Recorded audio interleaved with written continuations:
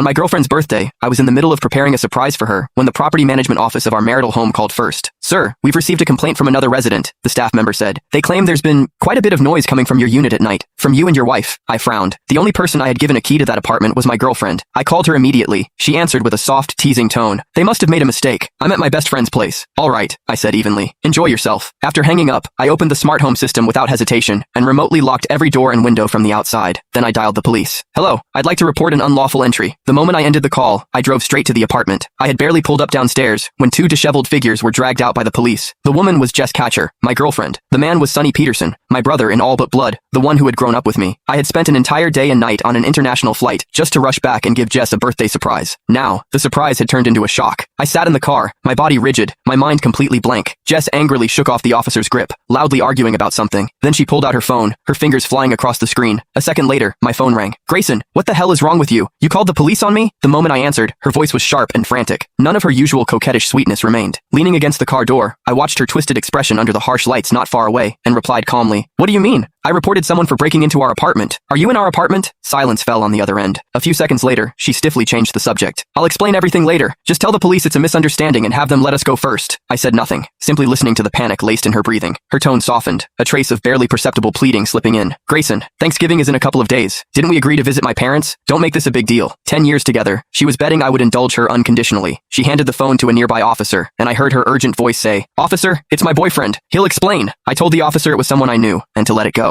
A faint, meaningful chuckle came from the other end. Kid, you ought to wise up. Then the call ended. I knew exactly what he meant. But knowing something is one thing. Seeing it with your own eyes is another. When betrayal stands before you in the flesh, wearing the two faces you know best, the impact is enough to crush you entirely. I saw Sonny holding Jess's hand with a wounded expression, murmuring something softly. She kept patting his back, comforting him. The scene was both blinding and absurd. Just 2 days ago, Sonny had been on the phone with me, helping me plan a surprise for her, grinning as he said, Hurry up and marry Jess already. I'm waiting to drink at your wedding. I pulled out my phone and, as if possessed, opened his social feed. The latest post, uploaded an hour ago, was a grid of photos, a birthday cake, and red wine. Even though the background had been blurred, I recognized it instantly as our apartment. The caption read, She said she only spends important days with me. She and I, that's what us really means. My fingers stiffened as I scrolled down. Last holiday, Jess had told me she had to work overtime on a last-minute project, pulling an all-nighter. On Sonny's feed, there were two intertwined hands, fireworks lighting up the riverside behind them. On the woman's wrist was a small red mole, one I knew all too well. On the last Valentine's Day, Jess had said her best friend was heartbroken and needed company. Sonny had posted a photo of 2 movie tickets, before sunset, with the caption, Watching an old film with the one I love. And then there were the 14th of every month, when Jess always found one excuse or another to avoid seeing me. So that was where she had been, with Sonny. What else was there left not to understand? Not far away, the police seemed to finish lecturing them, and began to leave. Sonny took Jess's hand, as if ready to lead her away. In that moment, I decided to give her one last chance.